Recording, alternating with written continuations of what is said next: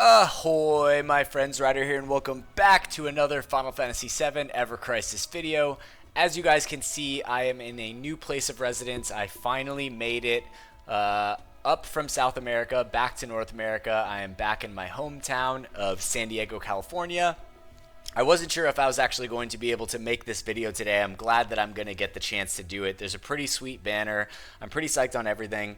I haven't made a video for the Lightning Escalation Challenge or the Dungeon Ranking, and to be honest, I probably won't be able to. I just moved back here. We're only here for 6 weeks, and so I do apologize, but I will be putting out videos for, further Dungeon Rankings and Escalations in the future. It's just a hectic time for me right now. Before I get into the video today, we are doing a little bit of guild member recruiting for this upcoming Guild War number 17. So we do have a few guilds recruiting, some in the top 10, some in the top 20, some in the top 30, and I believe a couple in the top 50. Bahamut, a top 10 guild, is looking for 2 players. Levithan is also looking for a couple players as well. Titan and Shiva and Bahamut 0. I'll put more details in the descriptions of this video and in the comment down below. So if you guys are interested in joining a guild for this 17th Guild War, just join the link to our Discord in the description, the Curseborn Discord, and once you join, you'll get a message kind of prompting you to, join the channel if you're looking to search for a guild. Alright, so that being said, let's get into the actual notices for today. Alright, so we're going to go down here to November 12th. And regarding the Dungeon Ranking Dutch House Statue event. Alright, so it does look like there's a note. We have confirmed the existence. Oh, I got some messages about this. The cheating players in there. We have confirmed the existence of unusually high scores for the Dungeon Ranking Dutch House Statue event, which has been ongoing since November 5th. Based on our investigation, probably the investigation of other players, right? We have also detected unusually high unused items bonus values as well. During the tallying period, unusually high scores will be considered invalid for the purpose of determined final rankings. Final rankings will be determined by theoretically achievable unused item bonus values and high scores achieved during the event instead. I think this is great so that, it's hard to say where that line is going to cut off, where people is considered cheating and where it's not.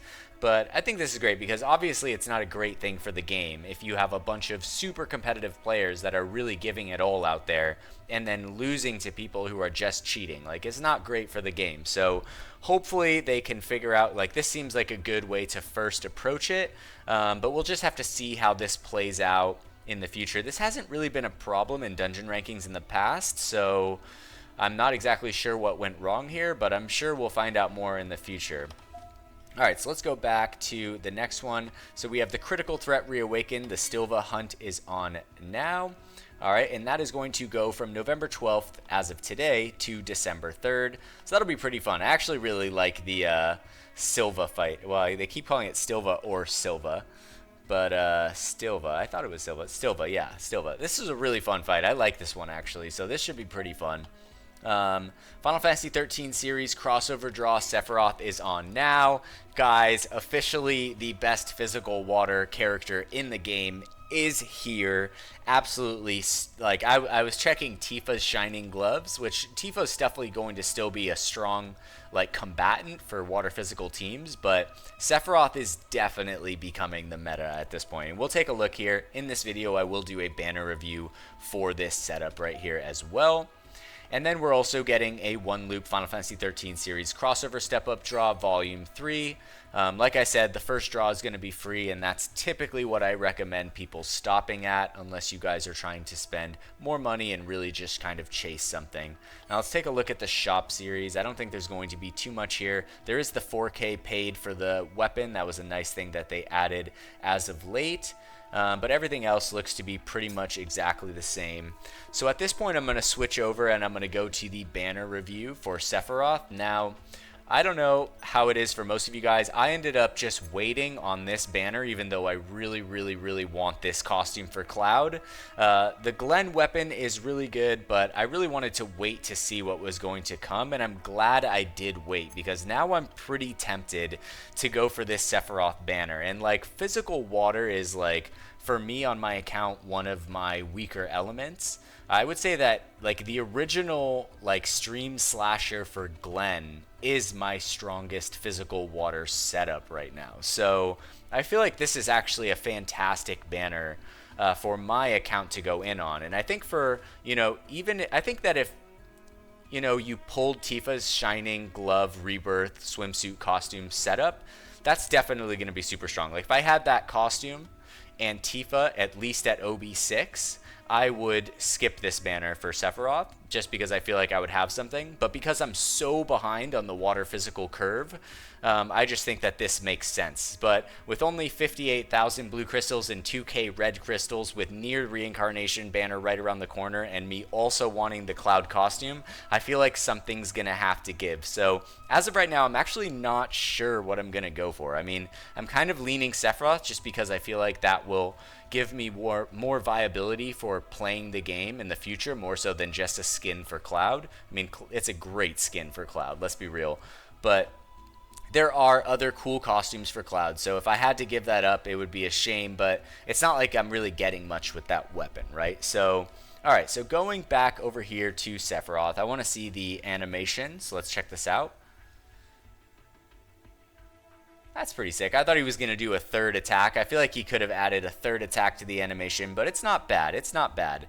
All right, now that being said, let's go in and take a look at everything. So basically, wow, that is a short sword. It's so short. It's like, he looks kind of cool. From this way, he kind of looks like he's wearing a bit of a dress right here. But when you look at it from this way, it does look better.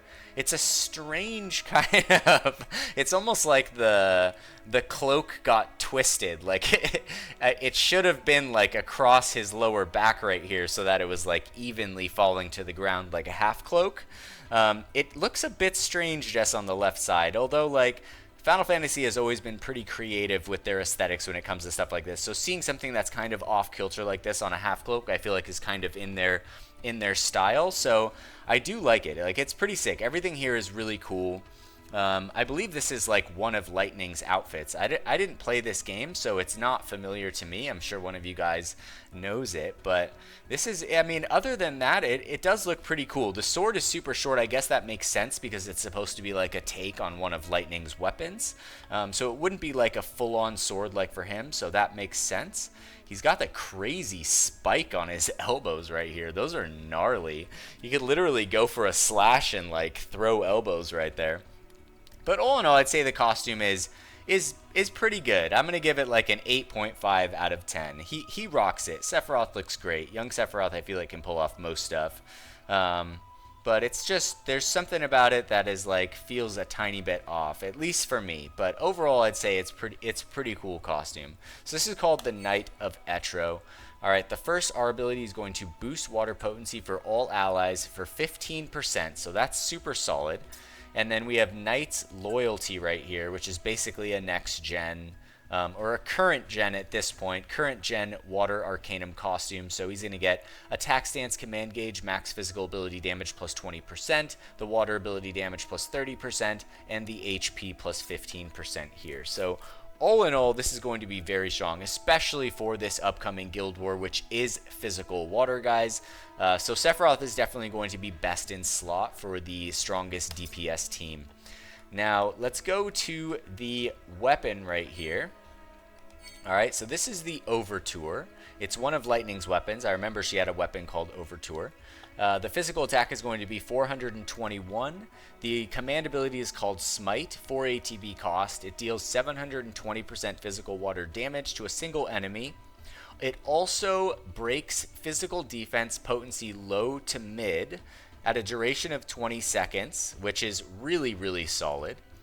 When buff is granted to self, which is probably going to be the entire battle, let's be real, And then it also increases water damage low to mid for all allies for a duration of 20 seconds. Okay, so that's super powerful.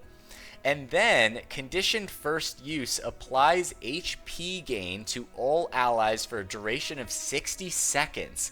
This weapon is absolutely insane, guys. This weapon is broken. It is so good. Everything works perfectly well together. Not only does he give an AoE life siphon to the entire team the first time he uses it, but it also breaks physical defense and increases water damage to the entire team. Like, Sephiroth is going to be an absolute destructor out there. He's going to be a destroyer of everything. He's going to be extremely powerful. It's going to boost physical attack over water potency right here, double physical attack, and the triangle sigil boost right here on the bottom. Alright, at OB6, it's going to have 662 physical attack, deals 1080% physical water damage. The physical defense break will go from mid to high. It's not going to be a problem that this is not breaking high on the first cast, because this is going to be a DPS weapon. Sephiroth is going to be basically chain casting this the entire fight. So, and then on top of that, we get the water damage increase to all allies. That's strange, however, that the duration did not increase from OB1 to OB6. That's actually maybe the first time I've seen the duration not increase at all. At least it's not 15 to 20, at least it's 20 to 20, but I feel like this could have been 25. If we take it to OB10, it does go to 25. But you are going to be chain casting it, so I don't think it's going to be a problem. And then the HP gain will restore 5% of the target's max HP at OB1, 6% at OB6, and probably 8% at OB10. So keeping it at OB6 right here for now. The 1080% is very close to Tifa's 1140%, which is on the Shining Gloves. So I'll just show you guys really quick Tifa's Shining Gloves right here. I don't have the costume, but it is a next-gen Water Arcanum costume, so we'll go into weapon set right here, or a character set. We'll switch between them, and we'll go down. I don't have the costume, but at OB10, yeah, so it's going to deal 1120% physical water damage. Now the difference, the huge difference between this weapon, not just the command percentage right here, but this is like more of a breaking weapon, right? So this is going to break physical and magic attack, but it's not actually increasing the DPS for Tifa or the team. So you can see here where Sephiroth's weapon kind of just goes above and beyond. Like I said, if I had this at OB6 and I had the costume, I don't think it would be too big of a gap. I mean, it's definitely going to be a pretty big gap to Sephiroth, but I do think that Tifa would still be viable. She's a very good character overall in the game. Her ultimate weapon is amazing, whereas Sephiroth's, I feel like, kind of falls off. His ultimate weapon is not as good, so in a lot of times, Tifa can really make up for it.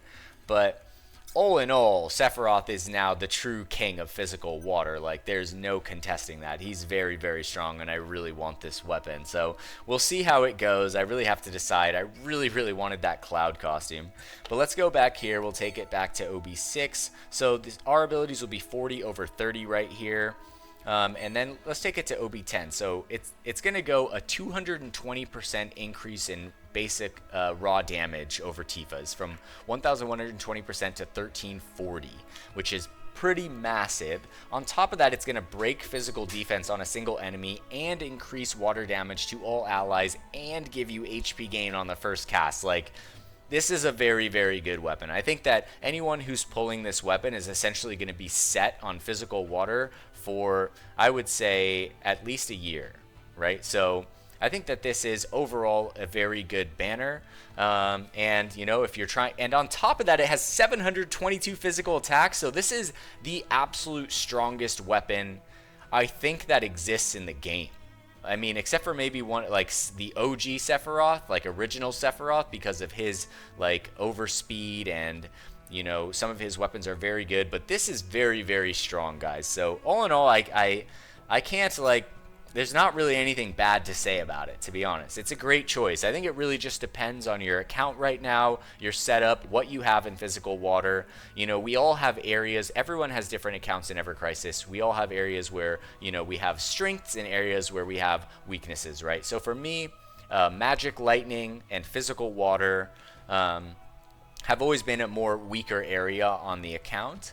And so I think for me it would be a great choice. I guess we'll just have to see, because I really might have to just like flip a coin or something on that Cloud costume. But it'd be nice to be stronger in the Guild Wars. So I think it's a great banner overall, guys. But yeah, that's going to conclude my patch updates video for the day. I do apologize, like I said, for like the lack of an escalation guide and the dungeon ranking, but I highly recommend other content creators out there, Capone Tony, Endlessness, J-Ro, Janelle. There's so many great players that, you know, put up guides, and if you guys are looking for their guides, you can either just, you know, YouTube them. We have a promotions channel in our Discord where you can just go through and see what everyone's posting, etc. But hopefully by next week things will have calmed down. I'll have more free time. I'm literally like going to a 3-day wedding come tomorrow. I still have to write a speech right after this video, so we'll just have to see how it goes out there. And like I said earlier in the video, if you are looking to join a guild for this guild war, Bahamut is looking to recruit 2 people in the top 10. Leviathan is looking for a couple people. I believe Titan, Bahamut 0, and Shiva as well. But I'll have more details for you guys. And if you come join our Discord server, we can get you sorted. So that being said, I'm going to conclude this video here. If you guys enjoyed it today, please don't forget to drop a like, subscribe to the channel for more Final Fantasy VII Ever Crisis content. I'll catch you guys on the next one. Peace.